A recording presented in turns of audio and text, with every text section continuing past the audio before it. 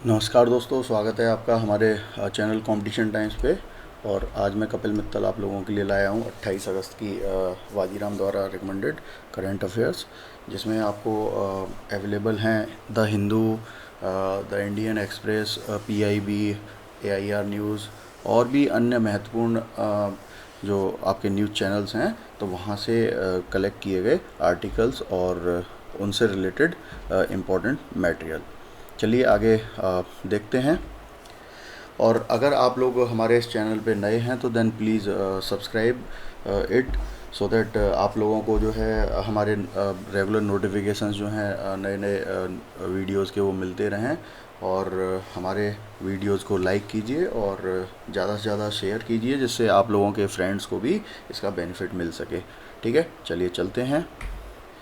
सबसे पहला जो आर्टिकल है वो है द हिंदू का, और ये है पुल्लिकली के रिलेटेड।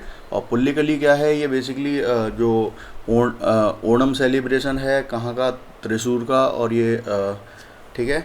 और इसमें क्या होता है, ये एक मनोरंजक लोक कला है और ये केरल के त्रिशूर ज़िले में प्रचलित है। और जो कि एक कुछ जो ट्रेंड आर्टिस्ट होते हैं उनके द्वारा की जाती है परफॉर्म।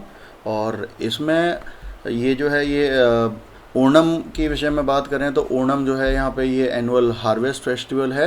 जब वहाँ पे फसल कटती है तो उसके मौके पर ये वहाँ केरल में किया जाता है, वार्षिक उत्सव है। ठीक है। और बेसिकली जो इसका जो नाम है पुल्लिकली, इसका शाब्दिक अर्थ है बाघों का खेल। ठीक है।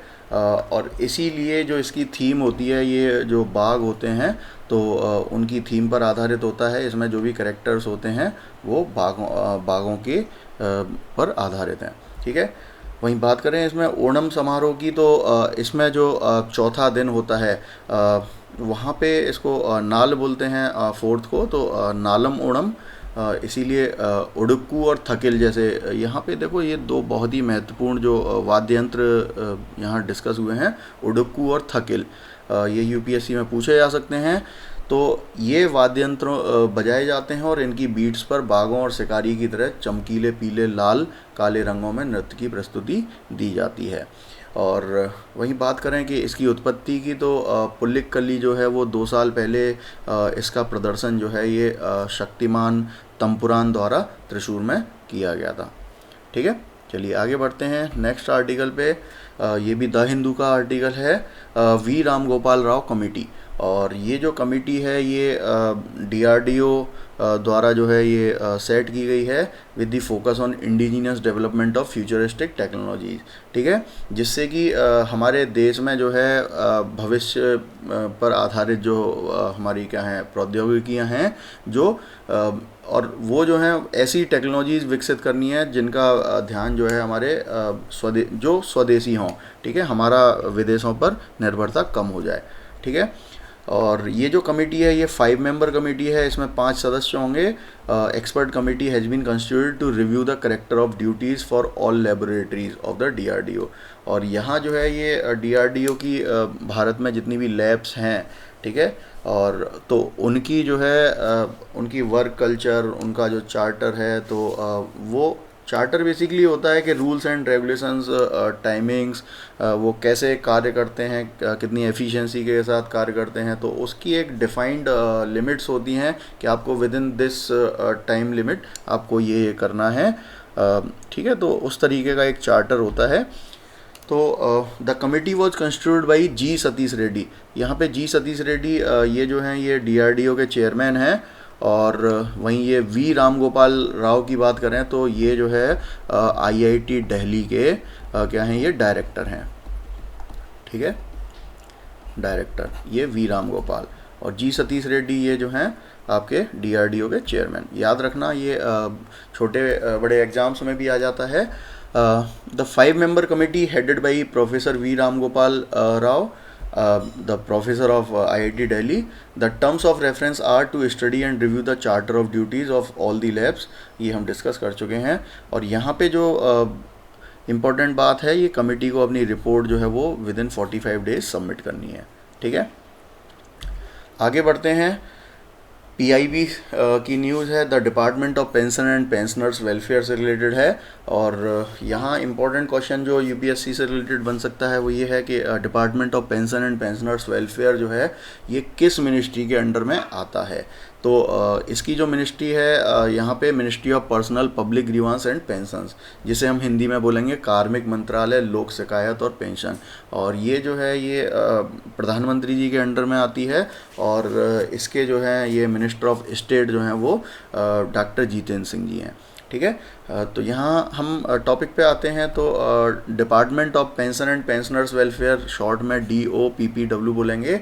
ये जो है ये एक क्या है, जितने भी रिटायर्ड पर्सन्स होते हैं तो इनकी पेंशन होती हैं। तो इनके पेंशन के भुगतान से रिलेटेड बहुत सारी समस्याएं आती हैं। ये लोग ऑफिसों में चक्कर काटते रहते हैं, वहाँ पे डिले होते हैं और सुनवाई नहीं होती है और इनके डॉक्यूमेंट्स मांगे जाते हैं, बार बार प्रतिलिपि मांगी जाती हैं। तो इस समस्या को इसका समाधान करने के लिए भारत सरकार ने क्या किया है, जो मोदी जी जो ये डिजिटल लॉकर लेके आए थे।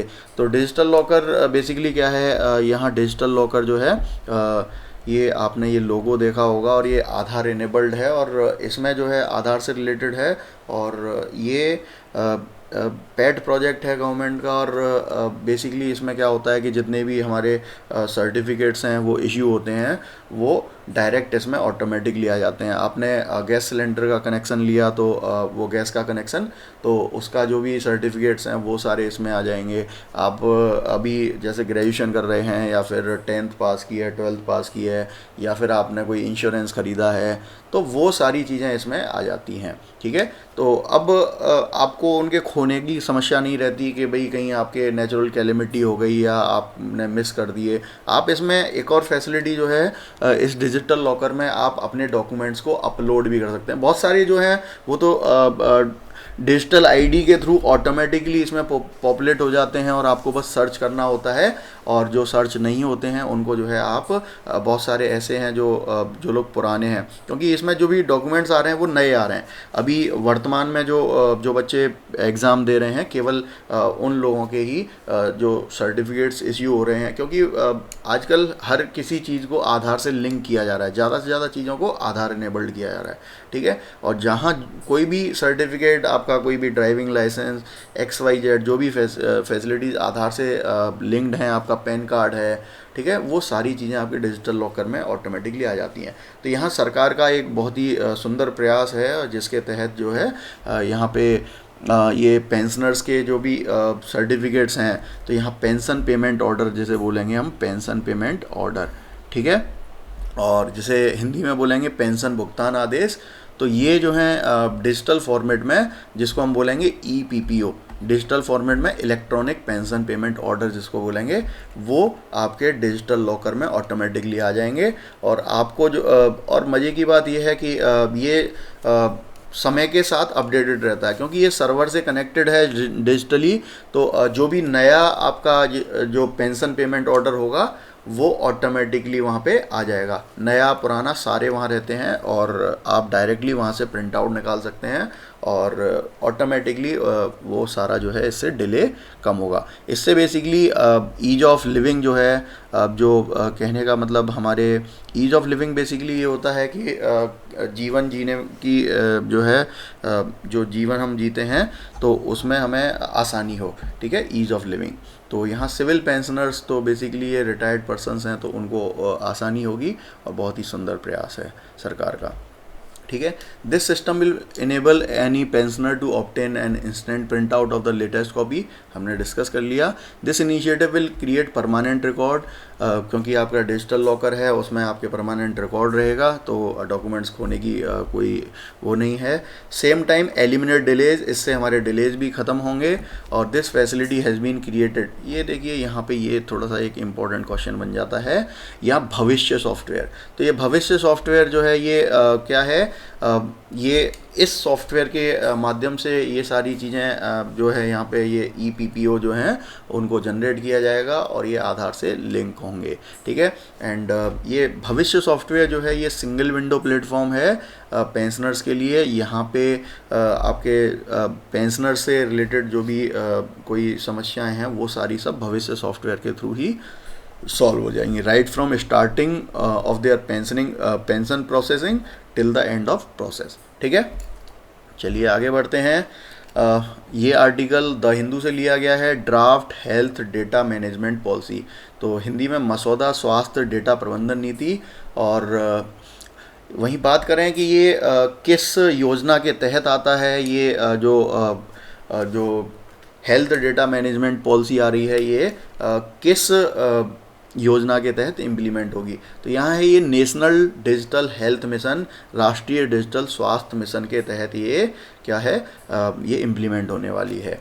ठीक है, और तो इसको जो है इम्प्लीमेंट कौन कर रहा है, कौन सी अथॉरिटी इसे इम्प्लीमेंट करेगी, कौन सी एजेंसी, तो वो है national health authority. National health authority, इसे राष्ट्रीय स्वास्थ्य प्राधिकरण भी बोलेंगे, और ये जो है यहाँ पे इसको इम्प्लीमेंट कर रही है। ठीक है, इससे रिलेटेड कुछ इम्पोर्टेंट फैक्ट्स की बात करें तो NDHM जो है, ये नेशनल डिजिटल हेल्थ मिशन जो है, इसको हमारे प्रधानमंत्री ने जो है ये अनाउंस किया था, ये अभी जो 15 अगस्त को। ठीक है, और द नेशनल हेल्थ अथॉरिटी, तो राष्ट्रीय स्वास्थ्य प्राधिकरण जो है ये आयुष्मान भारत प्रधानमंत्री जन आरोग्य योजना के कार्यान्वयन के लिए जिम्मेदार एजेंसी है। तो ये एडिशनल फैक्ट है कि ये जो आयुष्मान भारत जो है, जिसके तहत ये प्रधानमंत्री जन आरोग्य योजना चल रही है, उसको भी कौन इम्प्लीमेंट करता है, वो नेशनल हेल्थ अथॉरिटी। ठीक है, आगे बढ़ते हैं।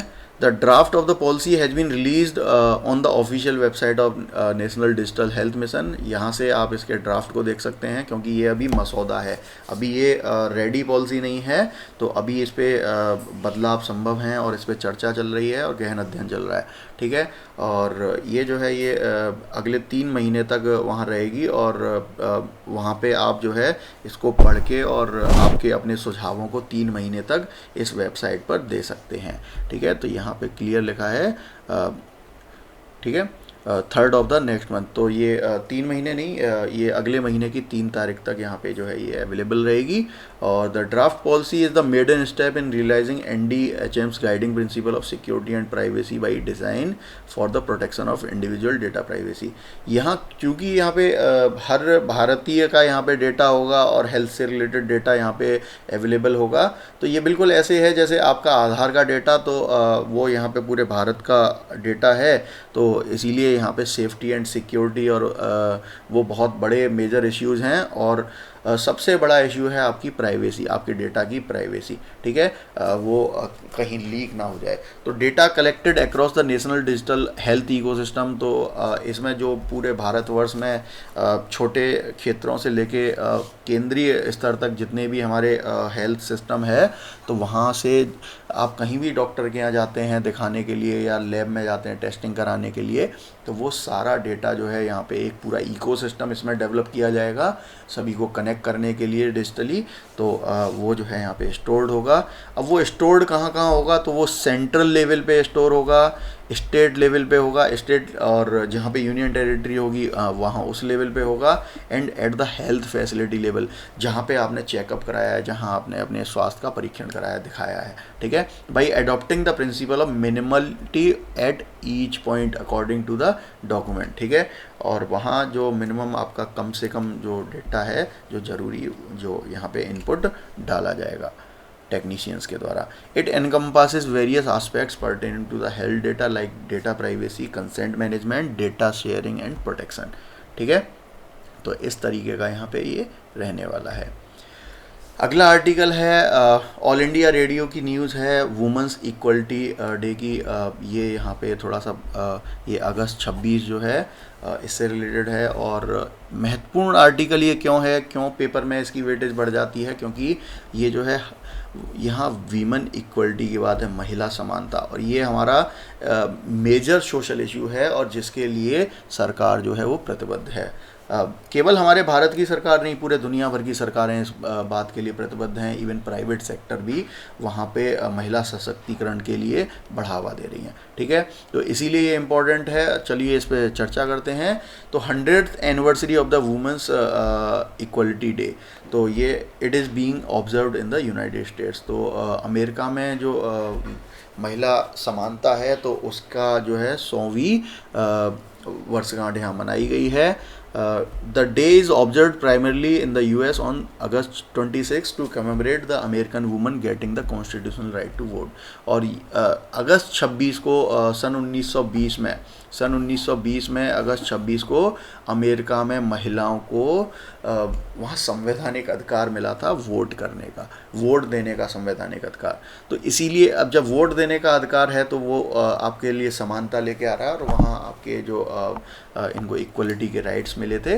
तो इसी के 100th एनिवर्सरी है, ध्यान रखिएगा। कहीं आपके 50वीं है वर्षगांठ, 100वीं है, 500वीं है, 200वीं है, 25वीं है, 10वीं, 5वीं। तो कुछ ऐसे ईयर्स जो हैं ये इम्पॉर्टेंट हो जाते हैं आप लोगों के लिए। और यहाँ पे आपके यूपीएससी द्वारा या किसी अन्य एजेंसी द्वारा क्वेश्चन पूछे जाने की संभावना बढ़ जाती है। ठीक है, और यहीं पे The Women Equality Day was first marked in 1972 and it is proclaimed each year by the President of the United States। और प्रतिवर्ष जो है वहाँ अमेरिका के जो राष्ट्रपति हैं वो हर साल इस दिवस को मनाते हैं। ठीक है, women equality day is now often observed across the world to encourage and spread awareness about the women empowerment. और इसको जो है, इस दिवस को पूरे विश्व में आजकल जो है महिला सशक्तिकरण के लिए जो जागरूकता है उसको बढ़ाने के लिए इसको प्रयोग किया जाता है और इस दिन को मनाया जाता है। वहीं बात करें अगले आर्टिकल की, तो ये है ऑल इंडिया रेडियो से लिया गया है। ये गवर्नमेंट की ऑफिशियल वेबसाइट, ठीक है, और यहाँ से जो आपके रेडियो चैनल, ठीक है। द वर्ल्ड हेल्थ ऑर्गेनाइजेशन, तो ये WHO से रिलेटेड है। और WHO से रिलेटेड क्या है, WHO ने अभी रिसेंटली अफ्रीका को पोलियो मुक्त घोषित कर दिया है। पोलियो जिसमें जो है बच्चे जो हैं वो विकलांग हो जाते हैं, और ये एक बीमारी थी और वो आजीवन विकलांग रहते हैं। ठीक है, तो वो इरेडिकेट हो गई है। और इसके लिए जो है हमारे भारत में भी, पूरे विश्व भर में जो है इसके लिए वैक्सीनेशन का बहुत ही विस्तृत प्रोग्राम है। ठीक है, तो यहाँ बात करेंगे कि पोलियो फ्री जब घोषित किया गया है, तो यहाँ इम्पॉर्टेंट क्वेश्चन ये आता है कि पोलियो फ्री घोषित कब किया जाता है किसी देश को या किसी कॉन्टिनेंट को। तो कोई भी एरिया है उसको पोलियो फ्री तब घोषित किया जाएगा जब उस पर्टिकुलर एरिया में वहाँ पर पिछले 4 सालों में लगातार मतलब कंटिन्यूस, कोई भी ब्रेक नहीं होना चाहिए, पिछले 4 सालों में कोई भी इसका कोई केस नहीं निकला हो। ठीक है, तब हम जो है उसको घोषित करते हैं पोलियो फ्री। ठीक है, और ये WHO की गाइडलाइंस के हिसाब से है सारा, स्टैंडर्ड प्रोसीजर्स हैं।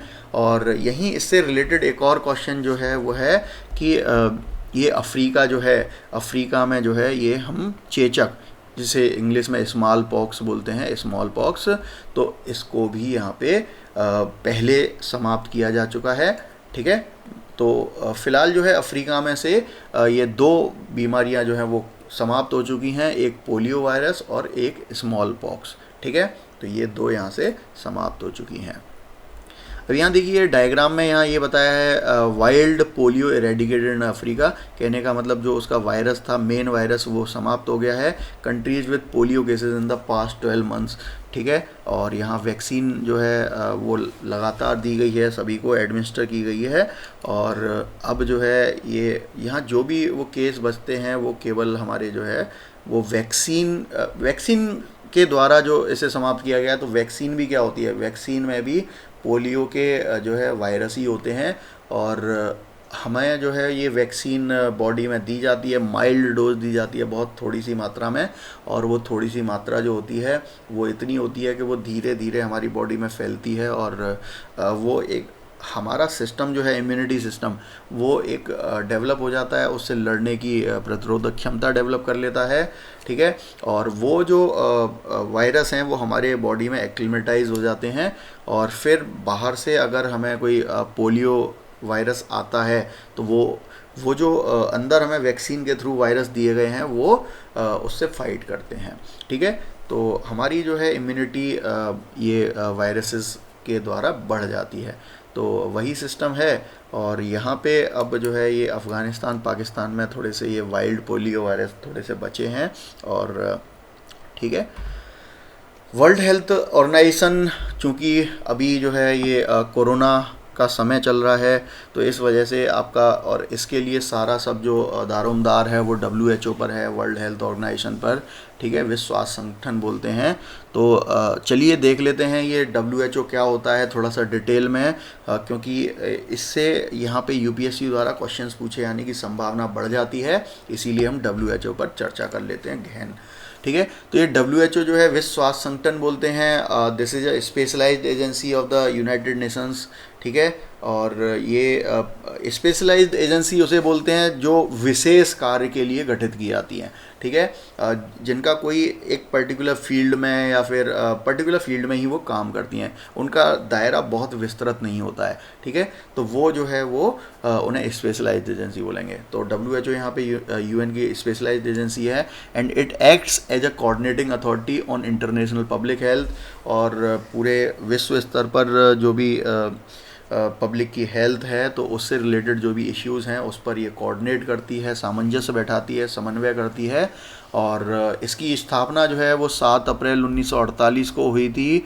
It succeeded the health organisation, ये एक संस्था थी हेल्थ ऑर्गेनाइजेशन, तो उसको इसने रिप्लेस किया था, which was an agency of the league of Nations. तो यहाँ पे ये हम IR में पढ़ेंगे लीग ऑफ नेशंस क्या है। It is a member of the United Nations development programme. तो यहाँ WHO जो है ये यूनाइटेड नेशंस डेवलपमेंट प्रोग्राम का एक मेंबर भी है, सदस्य है, और इसका हेडक्वार्टर जो है जिनेवा में स्थित है। वहीं इसकी बात करें तो ये जवाहरलाल नेहरू जी जो हैं हमारे भारत के पहले प्रधानमंत्री, और जिन्हें चाचा नेहरू भी बोलते हैं बच्चे प्यार से, had given an opinion to start WHO। और चाचा नेहरू जो हैं जवाहरलाल नेहरू, तो उन्होंने ही WHO स्टार्ट करने के लिए अपनी राय दी थी, मशवरा दिया था, और इसको मान लिया गया था। और WHO came into existence on the first world health day, ठीक है। और 7 अप्रैल 1948 को ये जो है एग्जिस्टेंस में आया, और इसीलिए हम जो है ये इसको हम क्या है वर्ल्ड हेल्थ डे के रूप में मनाते हैं 7 अप्रैल को। और इसको ही क्यों आया ये, क्योंकि इस दिन जो है जो UN की 26 मेंबर स्टेटों ने इसे अनुमोदन कर दिया था, इसको रेटिफाई कर दिया था। उनकी जो पार्लियामेंट हैं उन्होंने इसको रेटिफाई, अनुमोदन कर दिया था, ठीक है, इसके प्रस्ताव को। तो कुछ संस्थाओं के कुछ क्राइटेरिया रहते हैं कि मिनिमम इतने मेंबर्स अगर इसे अनुमोदन करेंगे तो ही ये प्रस्ताव जो है ये एग्जिस्टेंस में आएगा या लागू होगा, ठीक है।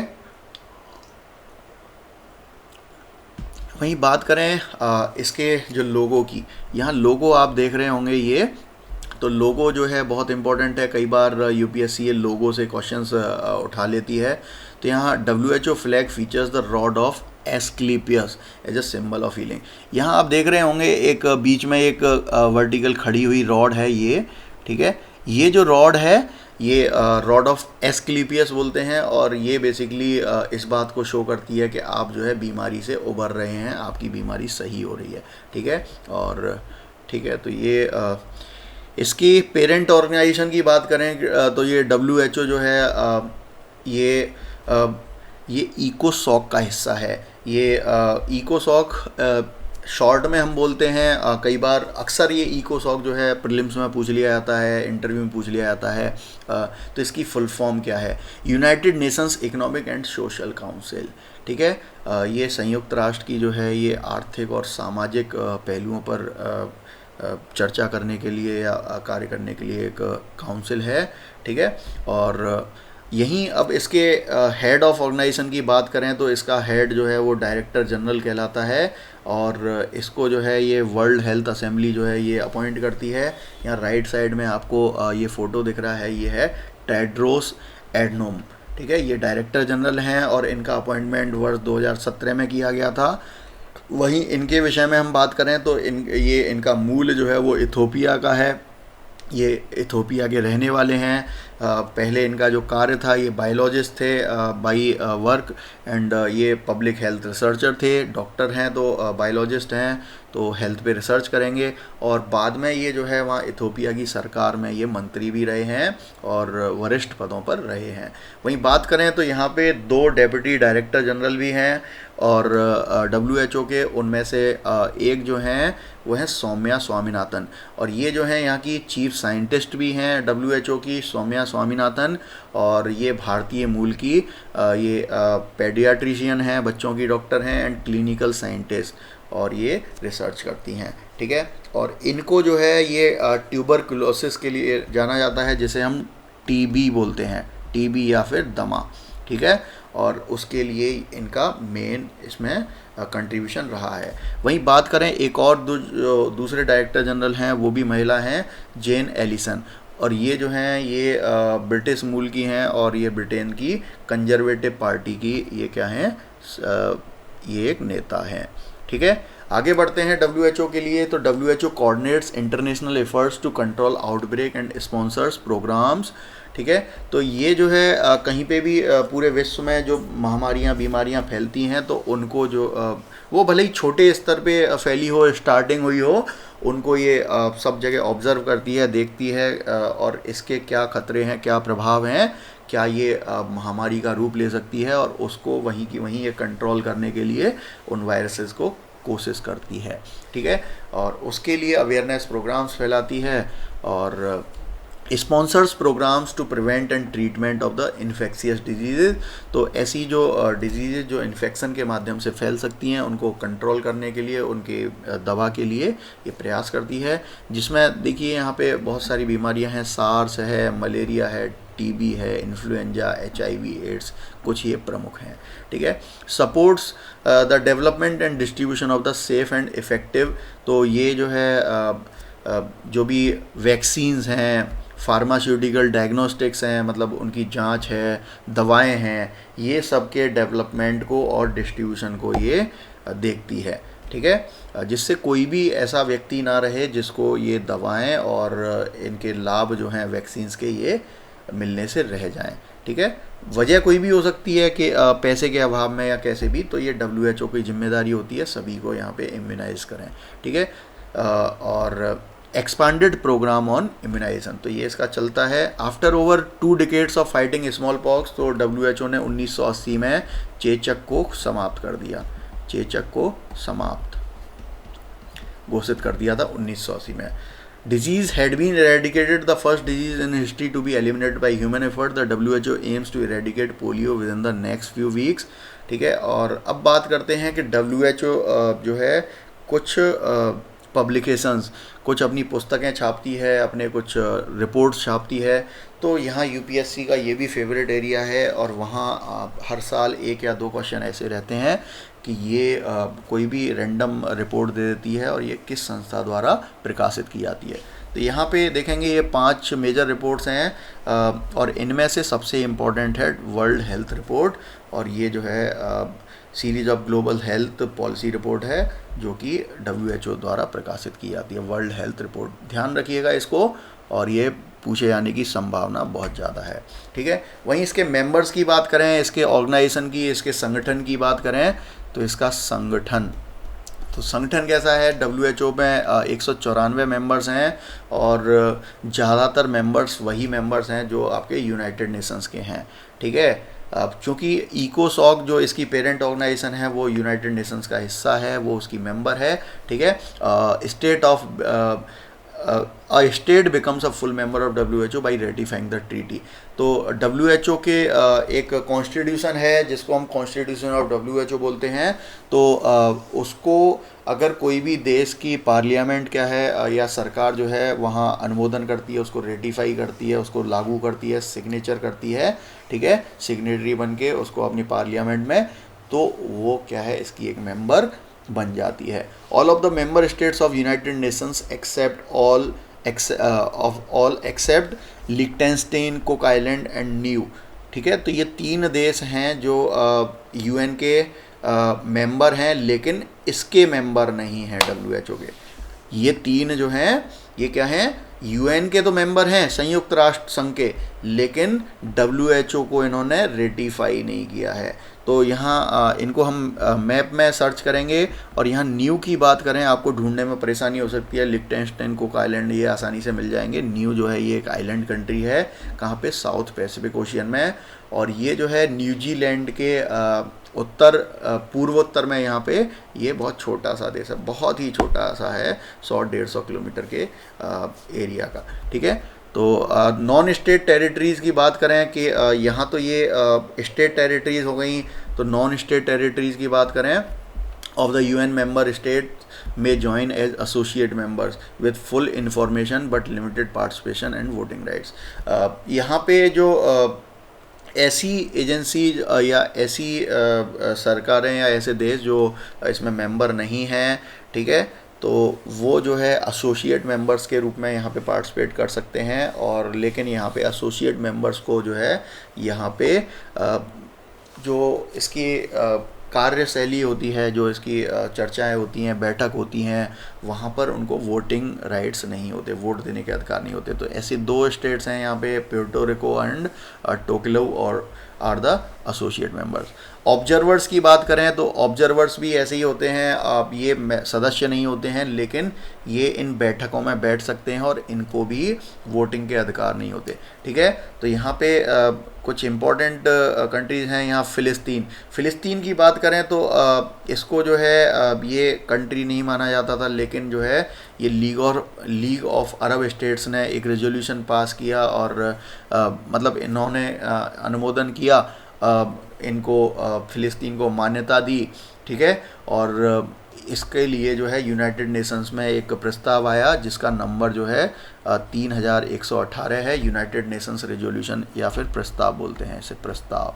ठीक है, और इस नंबर के प्रस्ताव के द्वारा इसको देश के रूप में मान्यता मिली। वहीं होली सी ये जो है ये कैथोलिक चर्च, तो उसकी एक ये टेरिटरी है। ठीक है, जैसे वहाँ पे आपका ये रोम है, ठीक है, ऐसे। ठीक है, यहाँ पे हम बात करेंगे ऑर्डर ऑफ माल्टा है, रिपब्लिक ऑफ चाइना है। नॉन मेंबर्स की बात करें तो यहाँ लिechtenstein है। इसके रीजनल ऑफिसेज़ की बात करें तो इसके 6 रीजनल ऑफिसेज़ हैं जो कि आपके कहाँ कहाँ स्थित हैं। सबसे पहला जो है यहाँ देखेंगे अमेरिका में, यहाँ अमेरिका में वॉशिंगटन डीसी में यहाँ पे एक ऑफिस है जो ब्लैक डॉट से आपको दिख रहा होगा। ठीक है, यूएस। वहीं दूसरा ऑफिस जो है ये यूरोप में हम बात करेंगे, डेनमार्क में कोपेनहेगन, तो यहाँ डेनमार्क है ये, और यहाँ पे कोपेनहेगन में इसका हेडक्वार्टर है यूरोप में। वहीं तीसरा जो है साउथ ईस्ट एशिया हम बात करेंगे तो साउथ ईस्ट एशिया में यहाँ नई दिल्ली में है इसका ऑफिस, इंडिया में। और चौथा ऑफिस हम बात करेंगे तो इजिप्ट के कायरो में है, इजिप्ट, मिस्र के कायरो शहर वहाँ की राजधानी है। ठीक है, और अगला है वेस्टर्न पैसिफिक की बात करें तो ये पैसिफिक ओशियन हो गया, तो इसमें इसके पश्चिमी हिस्से में तो यहाँ पे फिलीपींस के मनीला में। ठीक है, और इसके बाद हम बात करेंगे अफ्रीका में जो है रिपब्लिक ऑफ कॉन्गो, तो यहाँ रिपब्लिक ऑफ कॉन्गो है, तो इसके शहर है ब्राज़विले, तो यहाँ पर ये स्थित है। ठीक है, और इसके बाद नेक्स्ट न्यूज़ आर्टिकल है, ये पीआईबी से प्रेस इंफॉर्मेशन ब्यूरो से लिया गया है, किरण हेल्पलाइन। किरण हेल्पलाइन बहुत ही इम्पॉर्टेंट है, और ये जो है बेसिकली जो भी मेंटली डिसऑर्डर्ड लोग हैं तो उनके जो है ये मेंटल हेल्थ और उनको रिहेबिलिटेट करने के लिए उसके लिए एक हेल्पलाइन जो है नंबर गवर्नमेंट द्वारा लॉन्च किया जाना था 27 अगस्त को, लेकिन ये इसका डिले कर दिया है किन्हीं कारणों से, ये कोरोना के चलते। और ये इस पे हम बात करें तो ये एक सिंगल नंबर होगा जो इससे रिलेटेड मेंटल हेल्थ से रिलेटेड यहाँ पे हेल्प प्रोवाइड करेगा। वहीं बात करें ये किस मिनिस्ट्री द्वारा ये प्रायोजित है, ये है ministry of social justice and empowerment, जिसको हिंदी में सामाजिक न्याय और अधिकारिता मंत्रालय बोलते हैं। ठीक है, और तो ये नंबर अभी यहाँ विशेष नंबर नहीं पूछे जाते हैं, बस ये पूछा जाता है ये जनरली कि ये किस ये क्या है और किरण हेल्पलाइन किससे संबंधित है, किस मंत्रालय से रिलेटेड है। तो इस तरीके से क्वेश्चंस यहाँ पूछे जाते हैं। तो ये the helpline number developed by the social justice and empowerment ministry along with its partners aimed at providing support for early screening, first aid, psychological support, distress management, mental wellbeing, preventing the deviant behaviour and psychological crisis management. तो यहाँ हिंदी में भी सब यहाँ दे रखा है और ये 13 भाषाओं में ये सपोर्ट प्रोवाइड करता है फॉर एनी इंडिविजुअल फैमिली। यहाँ देखिए किसी व्यक्ति कोई भी व्यक्ति यहाँ संपर्क कर सकता है, स्वयं भी कर सकता है, उससे रिलेटेड उसका मित्र कर सकता है, फैमिली वाले, कोई एनजीओ हो सकती है, डीपीओ है, ठीक है, और पेरेंट ऑर्गेनाइजेशन, बहुत सारी संस्थाएं हैं, वो कोई भी इसके माध्यम से संपर्क कर सकता है। यहाँ देखिए इम्पोर्टेंट क्वेश्चंस यहाँ 2 जगह और बनते हैं आपके, जो यहाँ हमने कवर किए हैं। This helpline will be coordinated by, ठीक है, तो इस हेल्पलाइन का समन्वय कौन करता है, ठीक है। यहाँ 2 इंस्टीट्यूट्स के नाम दिए हुए हैं और बेसिकली यहाँ आपको करना क्या है, इन इंस्टीट्यूट्स के नाम जो है याद करने हैं और इनकी ये कहाँ स्थित हैं ये याद रखना है। क्या ये कौन, इस इंस्टीट्यूट का नाम याद रखना है और उसकी फुल फॉर्म और ये कहाँ पर है। तो यहाँ हम देखेंगे national institute for the empowerment of persons with multiple disabilities, ठीक है। तो ये पर्सन्स विद मल्टीपल डिसेबिलिटीज़ के एम्पावरमेंट के लिए जो नेशनल इंस्टीट्यूट है ये कहाँ पर है, ये चेन्नई, ठीक है। और हिंदी में भी यहाँ नीचे दे रखा है। और दूसरा है national institute of mental health rehabilitation, ये कहाँ है, सीहोर, ठीक है। तो ये 2 बस आपको लोकेशन याद रखनी है। आगे बात करते हैं निर्यात सूचकांक इंडेक्स की। निर्यात सूचकांक इंडेक्स, इसे एक्सपोर्ट प्रिपेयर्डनेस इंडेक्स बोलेंगे, EPI, ठीक है। और ये नीति आयोग ने इंस्टीट्यूट ऑफ कॉम्पिटिटिवनेस के साथ पार्टनरशिप करके इस रिपोर्ट को बनाया है, ठीक है, EPI 2020, और ये पहली रिपोर्ट है। क्लियर, तो याद रखिएगा, कई बार यूपीएससी ये पूछ लेती है ये किसके द्वारा ये लॉन्च की गई, इस ठीक है। तो वहाँ ऑप्शंस में दे देगी, option A NITI Aayog, option B institute of competitiveness and option C के both NITI Aayog and institute of competitiveness, and D दे देगी नन ऑफ दीज। तो आपको जो है दोनों को करना है, ठीक है। और यहाँ basically as the first report of to examine, ये क्या ये क्या चेक करती है, ये एक्सपोर्ट प्रिपेयर्डनेस को देखती है कि क्या हमारी इंडस्ट्री रेडी है, ठीक है, परफॉर्मेंस ऑफ इंडियन स्टेट्स को देखती है। और यहाँ जो डेटा है वो राज्यवार जो है यहाँ बनाया जा रहा है, ठीक है। EPI intends to identify the challenges and opportunities, क्या चैलेंजेस हैं और क्या संभावनाएँ हैं। Enhance the effectiveness of government policies, क्या सरकारी नीतियाँ जो हैं वो इसको सपोर्ट करती हैं हमारे एक्सपोर्ट सेक्टर को। और एनकरेज अ फैसिलिटेटिव रेगुलेटरी नेटवर्क, ठीक है। और क्या यहाँ पे हमारा जो रेगुलेटरी नेटवर्क है वो ठीक है। और इसके लिए जो है जो इसकी स्ट्रक्चर है ये 4 पिलर्स पे, ये 4 स्तंभों पर ये आधारित है, जहाँ पे आपकी सबसे पहली है पॉलिसी, नीति, और दूसरा है आपका बिजनेस इकोसिस्टम। तो जो इसके लिए बेसिकली एक्सपोर्ट कौन कर रहा है, इंडस्ट्री कर रही है, बिजनेस हाउसेस कर रहे हैं, तो क्या उनका इसके लिए एक्सपोर्ट से रिलेटेड एक इकोसिस्टम यहाँ पे हम बात करेंगे कि भाई एक्सपोर्ट करने के लिए उन्हें क्या क्या फैसिलिटीज़ की ज़रूरत पड़ेगी। अपनी फैक्ट्री से माल को कहीं भेजना है, उसके लिए डॉक्यूमेंटेशन करवाना है, उसके लिए कोई मार्केटिंग एजेंसी है, कोई ट्रांसपोर्टेशन की फैसिलिटी है, शिपिंग फैसिलिटी हैं, तो बहुत सारी फैसिलिटीज़ की आवश्यकता होती है, क्या वो अवेलेबल हैं। तीसरा है एक्सपोर्ट इकोसिस्टम, ठीक है। तो यहाँ पे ये बिजनेस इकोसिस्टम हो गया, फिर एक्सपोर्ट से रिलेटेड इकोसिस्टम, और चौथा है एक्सपोर्ट परफॉर्मेंस। अब क्या ये मतलब ये फैसिलिटीज़ प्रोवाइड करने के बाद बिज़नेस सेट कर लिया, अब एक्सपोर्ट इकोसिस्टम भी बना दिया, भैया ठीक है एक्सपोर्ट कर लो, और उसके बाद क्या एक्सपोर्ट ये सही से कर पा रहे हैं, तो यहाँ पे इंफ्रा प्रिपेयर्डनेस का भी ये दे रखा है, इसे आप देख लीजिएगा। और यहाँ पे जो है इसकी जो रिपोर्ट है तो इसमें क्या क्या मेन ऑब्जर्वेशंस रहे हैं। Most Indian states perform well on average across the sub pillars of export diversification, ठीक है। तो एक्सपोर्ट का जो है जो विस्तृतीकरण है, विविधता है उसमें लाना, और ट्रांसपोर्ट कनेक्टिविटी, ठीक है, जो परिवहन है, इंफ्रास्ट्रक्चर है, इस सब में सब जो है एवरेज से ठीक ठाक गए हैं सभी, लगभग सभी states. The average score of Indian states in these 3 sub pillars was above 50%। Overall the most of the coastal states are the best performers. और यहाँ पर जो हमारे समुद्र तटीय क्षेत्रों में जो भी राज्य हैं, तो समुद्र किनारे जो राज्य हैं उन्होंने बहुत अच्छा परफॉर्म किया है।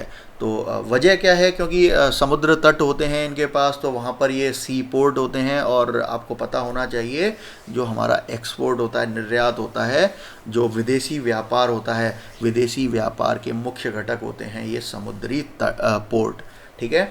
और क्योंकि यहीं से हमारा मेजर 80-90% जो है वो विदेशी व्यापार यहीं से परफॉर्म होता है, संचालित होता है। तो देखेंगे गुजरात है, महाराष्ट्र है, तमिलनाडु है, तो ये फर्स्ट 3 रैंक्स में आए हैं। और इन द लैंडलॉक्ड स्टेट्स, तो लैंडलॉक्ड स्टेट किनको बोलेंगे, ऐसे राज्य जिनकी सीमाएं जो हैं हमारे किसी भी बाह्य देश से नहीं लगती हैं या फिर समुद्र तट पे नहीं है, तो ऐसे राज्यों को हम लैंडलॉक बोलेंगे। अब आपके लिए होमवर्क है कि आप अपना एटलस निकालिएगा और उसमें जो है ये लैंडलॉक्ड स्टेट्स ऑफ इंडियाज़ को सर्च कीजिएगा कि ऐसे कौन कौन से राज्य हैं या ऐसी कौन कौन सी यूनियन टेरिटरीज हैं जो लैंडलॉक्ड हैं, ठीक है। इसके बाद होमवर्क सेकंड क्या रहेगा आप लोगों के लिए एक्टिविटी, कि आप जब ये हो जाए तो वहाँ 2 चीज़ें हैं आपको, एक तो ये काउंटिंग भी याद रखनी है, राज्य कितने हैं, यूनियन टेरिटरीज कितनी हैं। इसके बाद आपको विश्व का मैप लेना है, वर्ल्ड मैप लेना है, नक्शा, और उसमें आइडेंटिफाई करना है ऐसे कौन कौन से देश हैं। और वो जो देश आप आइडेंटिफाई करोगे उनको रैंडमली ऐसे नहीं करना है, आपको जो है उनको कॉन्टिनेंट वाइज आप कर लीजिए, कोई भी समूह हैं तो उनके हिसाब से आप अरेंज कर लीजिए। तो उस तरीके से आपको उस डेटा को कलेक्ट करना है, क्योंकि लैंडलॉक्ड कंट्रीज़ और लैंडलॉक्ड स्टेट्स इस तरीके के क्वेश्चन यूपीएससी पूछती आई है पीछे। तो यहाँ बात करेंगे लैंडलॉक्ड स्टेट्स की, तो राजस्थान जो है उसने बेस्ट परफॉर्म किया है, और followed by Telangana and Haryana. तो लैंडलॉक्ड कंट्रीज़ में यहाँ पे राजस्थान, तेलंगाना और हरियाणा जो है ये बेस्ट परफॉर्मर रहे हैं। अमंग द हिमालयन स्टेट्स, जैसे यहाँ कैटेगराइज किया उसी तरीके से आपको इनको बनाना है। तो हिमालयन क्षेत्र में पड़ने वाली जो स्टेट्स हैं, राज्य हैं, उनमें उत्तराखंड जो है वो बेस्ट है, त्रिपुरा एंड हिमाचल उसके बाद हैं, ठीक है। यूनियन टेरिटरीज़ की बात करें तो Delhi has perform the best, और उसके बाद गोवा और चंडीगढ़ ने अच्छा परफॉर्म किया है। तो दोस्तों यहाँ पे हमारी ये करंट अफेयर आज का सेशन समाप्त होता है। और अगर आप लोगों को ये अच्छा लगा हो तो देन आप लाइक कीजिए हमारे वीडियोस को, और इसको अपने मित्रों को, दोस्तों को, फैमिलीज़ को शेयर कीजिए ज़्यादा से ज़्यादा, जिससे इसके जो बेनिफिट हैं वो और भी लोग उठा पाएँ। और सबसे महत्वपूर्ण, अगर आप लोग हमारे चैनल पे नए हैं और आपने सब्सक्राइब नहीं किया है तो नीचे दिए गए सब्सक्राइब बटन पे, यहाँ नीचे आपको सब्सक्राइब का बटन दिया गया है, वहाँ आप हमारे बटन को दबा दीजिए सब्सक्राइब के को, और वहाँ पे एक बेल आइकन दे रखा होगा, घंटी, ये सब तो आप जानते ही होंगे, कोई भी न्यूज़ चैनल, कोई भी यूट्यूब चैनल वाले ये हर कोई बताता है, ठीक है। तो उसे आप दबा दीजिए, जिससे आपको रेगुलर हमारे नोटिफिकेशंस मिलते रहें, और बने रहिए हमारे चैनल पर। और बहुत ही महत्वपूर्ण जानकारी हम आगे लेके आ रहे हैं। यहीं पे हम जो है आपके लिए ये डेली की क्विज़ भी लाने की प्रयास कर रहे हैं। थोड़ा सा डिले हो जाता है अभी स्टार्टिंग में, लेकिन हम जो है आपको बढ़िया से बढ़िया कंटेंट आपको प्रोवाइड करने की कोशिश कर रहे हैं। वहीं दोस्तों यहाँ हमने आपके लिए एक और नई, क्योंकि 4 अक्टूबर को आईएएस का यूपीएससी का प्रीलिम्स एग्ज़ाम है, तो उसको ध्यान में रखते हुए हम लोगों ने यहाँ पर एक नया प्रयास चालू किया है। वो जो 4 अक्टूबर से पहले यूपीएससी द्वारा पूछे गए आईएएस में पिछले 25 वर्षों के जो भी क्वेश्चंस हैं सारे, उनको हमने top subject wise then topic wise उनको कैटेगराइज किया है, और उनका जो है उनके हम यूट्यूब पर वीडियोज़ जो हैं वो डिस्कशन में लेके आ रहे हैं, उनको हम कंप्लीट कर रहे हैं। आप केवल अगर उन वीडियोज़ को भी देख जाएंगे तो आपको उससे, उन्हें देखने से आपको फ़ायदा ये होने वाला है, आपको एक पैटर्न पता चल जाएगा। ठीक है, कुछ क्वेश्चंस रिपीट भी होते हैं, लेकिन यहाँ हमने जो है उन क्वेश्चंस से दाएं बाएं जाकर भी हमने उससे रिलेटेड इन्फॉर्मेशन को भी वहाँ डिस्कस किया है, जिससे अगर यूपीएससी किसी पर्टिकुलर टॉपिक से कोई क्वेश्चन पूछती है और वहाँ और अगले साल उससे उसी टॉपिक से कुछ और क्वेश्चन पूछती है, तो आप उन क्वेश्चंस को भी कर पाएंगे। और दूसरी चीज़, आप लोगों को एक सबसे बड़ा बेनिफिट ये होने वाला है, आपको ये पता चल जाएगा कि हाँ यूपीएससी किन किन एरियाज से क्वेश्चन ज़्यादा पूछती है। तो हमें जो हम पढ़ाई कर रहे हैं, तो हमें ये आइडिया लग जाएगा हमें किन एरियाज़ पर ज़्यादा फोकस करना है और किस अप्रोच में हमें पढ़ना है। ठीक है, तो वो सारे बेनिफिट होने वाली हैं। चलिए दोस्तों, फिर मिलते हैं अगले वीडियो में। तब तक हमारे चैनल पर बने रहिएगा और लाइक शेयर सब्सक्राइब करते रहिएगा। नमस्कार।